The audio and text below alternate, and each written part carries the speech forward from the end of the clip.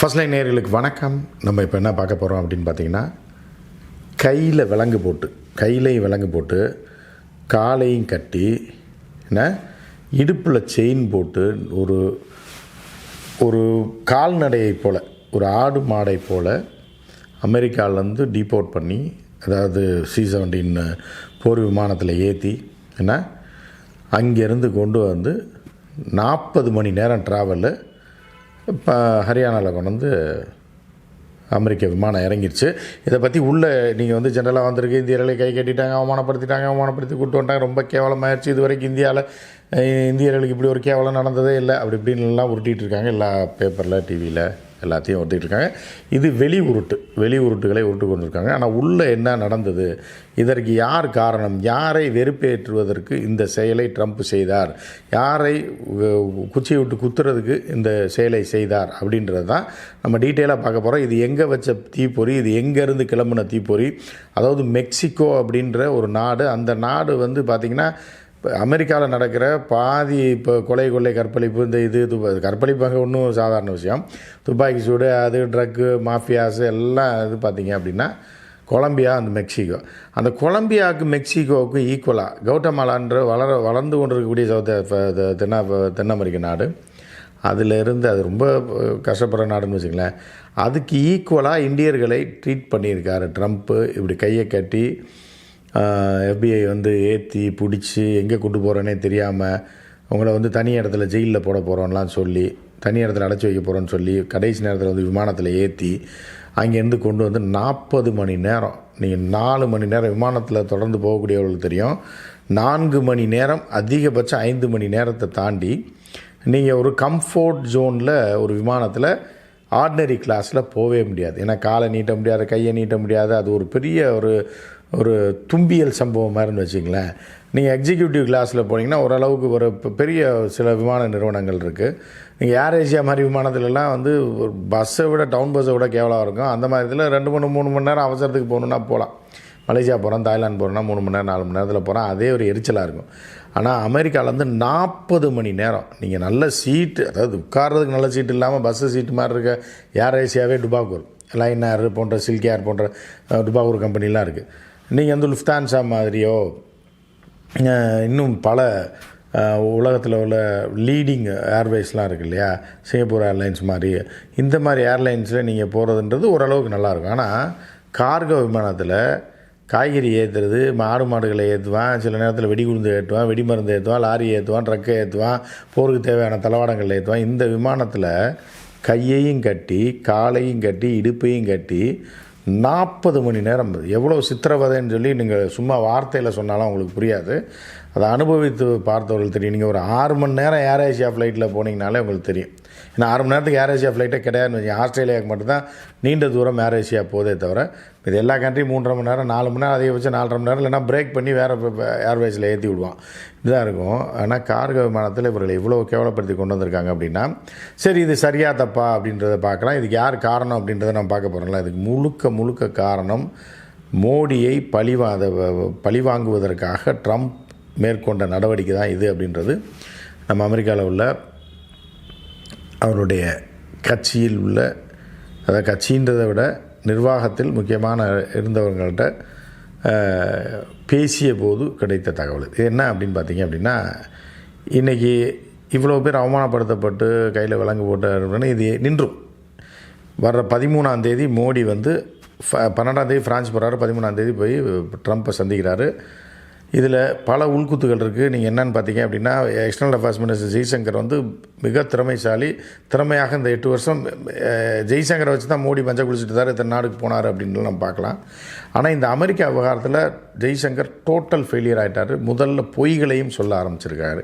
அதாவது இன்விடேஷன் மோடிஜிக்கு வாங்கி எங்கள் ஜியை கூப்பிடுங்க, எனக்கு கொடுத்து பிரயோஜனம் இல்லை, எங்கள் ஜியை கூப்பிட்டு முன்னிலைப்படுத்துங்கன்றப்ப ட்ரம்ப் கண்டுக்கல. அதுக்கு என்ன காரணம் அப்படின்னு பார்த்தீங்கன்னா, ட்ரம்ப்பும் மோடியும் நண்பர்கள் என்று ட்ரம்ப் ஆட்சி காலத்தில் ட்ரம்ப்பை 2 முறை கூட்டிகிட்டு சபர்மதி ஆசிரமத்தை காமிச்சார், அதை காமிச்சார், இதை காமிச்சார், பீலாக்கள் விட்டாங்க. இவர் அங்கே போனார். இப்படி ஒரு நல்ல நட்பு இருந்தது தான். ஆனால் ட்ரம்ப் தோற்க போகிற நேரத்தில், அந்த நேரத்திலலாம் ட்ரம்ப்புக்கு ஆதரவாக இருந்தது. ட்ரம்ப் தோற்று விட்ட உடனே மீண்டும் ட்ரம்ப் வரமாட்டார், வயசாகிடுச்சு, திருப்பி ஒரு சீட்டு தர மாட்டாங்க மாதிரி நினச்சிட்டு ட்ரம்ப் வந்து கண்டு கொள்ளாமல் அவமானப்படுத்தப்பட்டார். அது கூட பரவாயில்ல, அரசியலில் வந்து சகஜம்னா கூட பைடனை ஆதரித்து ஏன்னா கமலா ஹாரிஸை ஆதரித்து இந்திய வெளியுறவுத்துறை செயல்பட்டதாக அவர்களுக்கு ஒரு அதிருப்தி இருக்குது. அதுக்கப்புறம் மோடியோட விசிட்டில் பார்த்தீங்க அப்படின்னா தமிழர்கள் மோடி வந்து அமெரிக்கா போய் ஒரு பெரிய கூட்டத்தை காமிச்சு ஒரு ஷோலாம் விட்டார் இல்லையா, ஒரு 10,000 பேர் 15,000 பேர் மோடியை பார்க்குற மாதிரியான ஒரு ஏற்பாடுகள்லாம் எக்ஸ்டர்னல் அஃபேர்ஸ் செஞ்சுது. அதில் பார்த்திங்கன்னா தமிழர்களில் மலையாளிகளில் தெலுங்கர்களில் ரொம்ப கம்மி, வடக்கன்ஸ் தான், குறிப்பாக குஜராத்திகளும் ராஜஸ்தானிகளும் ஏன்னா இன்னும் பலரும் வடநாட்டை சேர்ந்தவர்கள் தான் பெரிய அளவில் கூட்டமாக கூடினார்கள். அவர்களெல்லாம் நீண்ட நாட்களாக அமெரிக்காவில் இருப்பவர்கள். அவர்களை வைத்து மோடி சீன் போட்டது, அதாவது பைடனுக்கு நேரடி ஆதரவு தெரிவிக்காமல் பைடனுக்கு ஆதரவாக நான் செயல்படுறேன், நீங்கள் யாருக்கு ஓட்டு போடணுமோ போடுங்க அப்படின்னா. இப்போ எனக்கு வந்து நான் சொல்கிறேன், அஜித் விஜய்ன்னு 2 பேர் இருக்காங்க. எனக்கு அஜித் க்ளோஸ் ஃப்ரெண்டுங்க, அவர் படம் தான் நான் விரும்பி பார்ப்பேன். நீங்கள் உங்கள் இஷ்டம், நீங்கள் பார்த்து யார் படம் வேணாலும் பாருங்கள். அப்படிங்கும்போது என்ன ஆகும், உங்களுக்கு புரிஞ்சு போயிடும். ஸோ அப்போ ரைட்டு, அப்போ நீங்கள் அஜித் ரசிகர், அஜித் ஆள், அப்போ நான் ஆதரிக்க சொல்பவர் அவராக தான் இருக்கணும்னு புரிஞ்சுக்குவாங்க. இல்லை, இந்த மாதிரி தான் மோடி வந்து பைடனுக்கு ஆதரவாக செஞ்சது, பைடனோட கடைசி காலத்தில் நெருக்கம் காட்டியது, கமலா ஹாரிஸ்ன்ற ஆகாவலியை சப்போர்ட் பண்ணது, இப்படின்ற மாதிரியான விஷயங்கள்லாம் அங்கே அரசியலில் ஒரு பரபரப்பை ஏற்படுத்தியது. மீண்டும் ட்ரம்ப் வரமாட்டார், ட்ரம்ப்புக்கெல்லாம் இது சீட்டு தருவாங்கலாம், திருப்பி ஜெயிக்க மாட்டார்னு நினச்ச நேரத்தில் ட்ரம்ப் ஜெயிச்சு வந்து உட்கார்ந்தவுடனே தலையில் இடி விழுந்தது போல் சிலர் உட்காந்துட்டாங்க. ட்ரம்ப் வந்ததுக்கப்புறம் முதல்ல ஆப்பு யாருக்கு அப்படின்னா நமக்கு தான் அடிக்கிறார். இதில் உடனே இவங்க உருட்டுறாங்க, அதாவது சைனாவுக்கு டாக்ஸ் போட்டார், மெக்சிகோவுக்கு டாக்ஸ் போட்டார், ரஷ்யாவுக்கு டாக்ஸ் போட்டார், இந்தியாவுக்கு இன்னும் போடல. இந்தியாவுக்கு தான் கேவலப்படுத்தி கையும் காலையும் கட்டி அனுப்பிட்டாங்களே, இதுக்கு மேலே என்ன அவமானப்படணும் நீங்கள்? இன்னும் அடுத்தடுத்து பாருங்கள். அவரோட ட்ரம்ப்போட டார்கெட் என்னென்னா, நான் நமக்கு தெரிந்தவரை, அங்கே உள்ள அரசியல் தெரிந்தவர்களிடம் பேசிய வரை, அமெரிக்கர்களிடம், நம்ம இந்த ஊர்லேருந்து போய் அங்கே வேலை பார்க்க போனவங்க கிடையாது, born and brought up in US citizens இருக்காங்கள்ல, அங்கேயே பூர்வீக குடிகள், அந்த அமெரிக்கனை சொல்கிறேன் நான், நம்ம ஊர்லேருந்து வேலைக்கு போன அமெரிக்கனை சொல்ல. அவரிடம் பேசி பார்த்தபோது அவர்கள் சொன்ன 2 முக்கியமான விஷயங்களை சொன்னார்கள். என்னென்னா, மிகப்பெரிய அதிருப்தியில் ட்ரம்ப் இருக்கார். 2வது, அதானி விவகாரத்தில் மோடிக்கு செக் வைப்பதற்கு எல்லா வேலையும் அங்கு நடந்து கொண்டிருக்கிறது. அஜித் தோவல் என்கிற இந்தியன் அட்வைசரை அவர் மீது வழக்க போட்டு அவருக்கே வாரண்ட் போடுற அளவுக்கு இருக்குது. இப்போ மோடி 13ஆம் தேதி போகும்போது அஜித் தோவலை அட்வைசரே போக முடியாது, சரியா, போக முடியாத ஒரு அவல நிலையில் இருக்காங்க. அடுத்த செக்கு வந்து அதானிக்கு தான். அதானி இப்போ ஷேர்லாம் விற்றுட்டு கம்பெனியை விட்டு வெளியே வந்தால் கூட அதானியை விட மாட்டார்கள். அதானியை வைத்து தான் மோடிக்கு செக்கு வைப்பாங்க. தரையில் படுத்துடணும், தட்டுன தகரமாக ஆயிடணும். அப்படி ஒரு நிலைக்கு கொண்டு வருவதற்காகத்தான் இந்த செயல்பாடுகளை, இது முதல் எச்சரிக்கை தான் இந்த 100 பேர். இப்போ 13ஆம் தேதி நம்ம மோடிஜி போய் ட்ரம்ப்பை சந்திச்சிட்டாருன்னா அடுத்தடுத்து விமானங்கள் வராது. இராணுவ விமானங்களில் இந்த மாதிரி அவமானப்படுத்தி கூட்டு வர மாட்டாங்க. இந்த விமானம் வந்திருக்கு இல்லையா, இப்போ 104 பேர் வந்திருக்காங்க இல்லையா, இதற்கு அடுத்து இன்னொரு ட்ரிப்பு வரலாம், இல்லை வராமையும் போகலாம். அப்புறம் 13ஆம் தேதிக்கு அப்புறம் இது ஆஃப் ஆயிரும். ஏன்னா வடிவேல் பாணியில் சர்வதேச அரசியலில் பேச்சுவார்த்தை நடத்துவார் ட்ரம்ப்கிட்ட. உங்களுக்கு எப்படின்னு புரியும், வடிவேல் பாணி பேச்சுவார்த்தைன்னா உங்களுக்கு புரியும். அந்த மாதிரி பேச்சுவார்த்தை நடத்துனதில் சரி போனால் போயிட்டு தொலையுது அப்படின்னு சொல்லி 13ஆம் தேதிக்கு அப்புறம் சூழல்கள் மாறலாம். ஆனால் இன்றைக்கி ஜெய்சங்கர் வந்து பார்லிமெண்ட்டில் என்ன வாச்சிருக்காருன்னா, அதாவது ஏங்க இப்படி கேவலப்படுத்தி இந்த மாதிரி ஒரு அவமானம், அக்கிரமம், கையை கட்டி காலை கட்டி 40 மணி நேரம் கூட்டு வந்து நாயை கூட்டு வந்த மாதிரி கூட்டு வந்து இறக்கி விட்டுருக்காங்கன்னு கேட்ட கேள்விக்கு என்ன பதில் சொல்லணும்? நாங்கள் அவர்களை விடவே மாட்டோம், அமெரிக்காவோட உறவை நாங்கள் முறித்துக்கொள்வோம், அமெரிக்காவுக்கு எச்சரிக்கை விடுறோம், இதோடு அவர்கள் நிறுத்திக்கொள்ள வேண்டும், நாங்கள் வந்து போய் அழைத்துட்டு வருவோம், இப்படி தானே பதில் சொல்லணும். இல்லைனா நாங்கள் அமெரிக்கா கெஞ்சி கூத்தாடியாவது அடுத்த முறை இப்படி நடக்காமல் பார்த்துக்குவோம், இப்படி எதாவது தானே பதில் சொல்லணும். அதுக்கு ஜெய்சங்கர் பதில் சொல்கிறாரு, 2010 இப்படி தான் நடந்துச்சு, 2007 இப்படி தான் நடந்துச்சு. ஏன்னா சாணியை கரைச்சி அப்பயே அடித்தாங்க காங்கிரஸ். அதாவது அது என்ன மறைமுகமாக சொல்ல வரேன்னா, காங்கிரஸ் காலத்திலே இப்படி சாணியை முக்கி அடிச்சிருக்காங்க. அதே மாதிரி 2010 நடந்திருக்கு, 2013 நடந்திருக்குன்னு வருஷம் 2008 யார் எத்தனை பேரை அங்கேருந்து டீபோர்ட் பண்ணி அனுப்பியிருக்காங்கன்னு ஒரு லிஸ்ட்டை வாசிக்கிறார். இதையா கேட்டாங்க பார்லிமெண்ட்டில்? ஏங்க இப்போ இப்படி இந்த மாதிரி அவமானப்படுத்தி கையை காலை கட்டியாக கொண்டு வந்தாங்க இந்தியர்களை 2010 8 அவர் ஜெய்சங்கர் சொல்லுவாங்க, நாடு கடத்தப்பட்டார்கள், கைது செய்யப்பட்டு நாடு கடத்தப்பட்டார்னு சொல்லுங்கள். இப்படி கையையும் காலையும் கட்டி பாத்ரூம் கூட போடாமல் 40 மணி நேரம் கொண்டு போய் இராணுவ விமானத்தில் தான் வந்து இறக்கலையே. ஏன்னா ஸோ அப்போ ஜெய்சங்கர் நல்லா இருந்த வரையும் கெடுத்து விட்டாங்க இவங்க. ரைட்டா? ஸோ இப்படி போயிட்டு இருக்கும்போது என்ன ஆகுது அப்படின்னு பார்த்தீங்கன்னா, இது வந்து தேசிய அவமானம். இது வரைக்கும் இப்படி நடந்ததே கிடையாது. இந்தியர்களுக்கு முதல் முறையாக நடந்திருக்கு. அதுவும் குஜராத்திகளை பொறுக்கி போட்டு அனுப்பியிருக்காங்க.